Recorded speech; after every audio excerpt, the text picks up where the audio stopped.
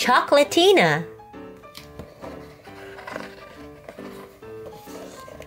Tina loved chocolate more than anything in the world.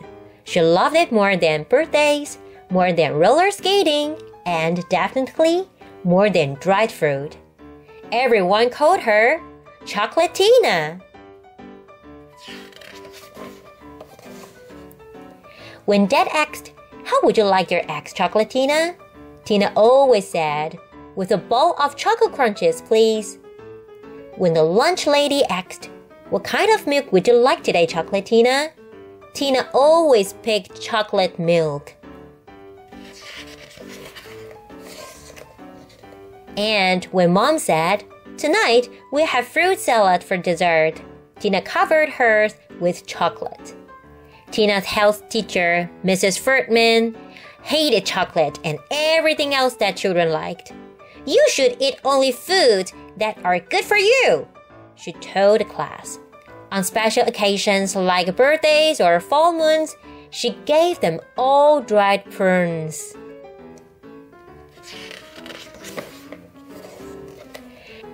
Mrs. Ferdman's favorite saying was, "You are what you eat." She would write it on the chalkboard and make the children repeat it every day at the end of class. "You are what you eat. You are what you eat. You are what you eat." One day, during this part of health class, Tina bit the ear of the chocolate bunny. Then she stood up and said, "I wish that were true." That night, a strange thing happened.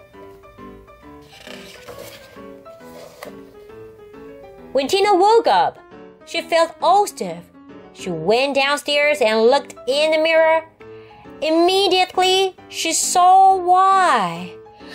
"I've turned into chocolate," she cried. "Whatever you say, Chocolatina, dear," said her mother from behind her newspaper.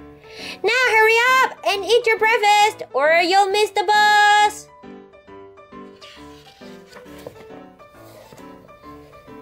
When Tina got on the school bus, everyone gasped. "Do you mind if we don't sit together today, Chocolatina?" her best friend Patty asked. "My mom will ground me if I get chocolate on my new shirt."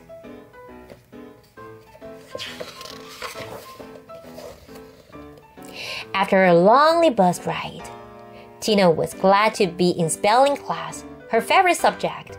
But her first word in the spelling bee was cocoa, and she got so flustered. She spelled it wrong.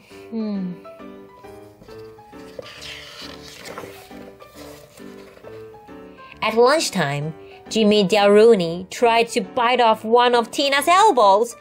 "I just wanted dessert," he told the principal. Recess was horrible.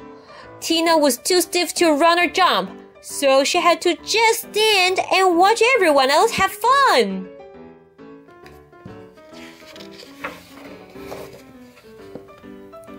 When it was time to go back in, her feet had melted to the hot pavement.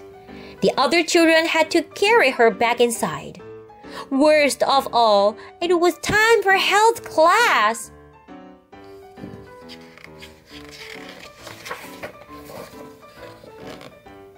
Mrs. Ferdman made Tina stand at the front of the classroom. "Didn't I tell you, class? What have I always said? You are what you eat," said the children. "That's right. See me after class, Tina." When everyone else had left, Mrs. Ferdman began to laugh. "I hoped this would happen. I hoped you wouldn't listen to me. I hoped you'd turn into the chocolate girl. Do you know why?" "Why?" asked Tina, who was shaking so hard she thought she might crumble into the pile of chocolate chips. "Because I love chocolate better than anything," shouted Mrs. Fruitman. She grabbed Tina, opened her mouth wide, and went straight for Tina's right ear. Ow!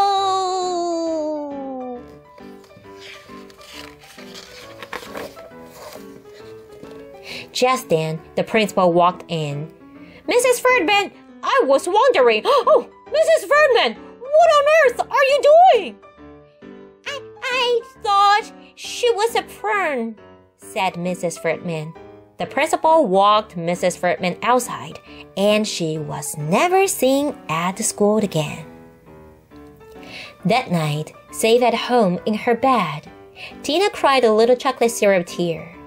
I wish I could be a normal girl again, she whispered.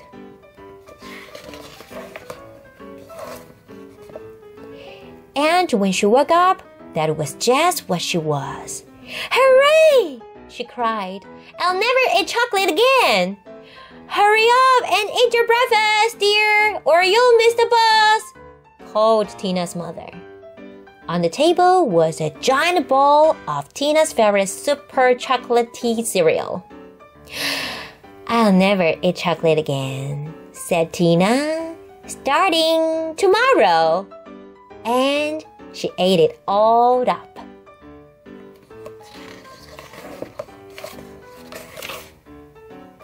The end.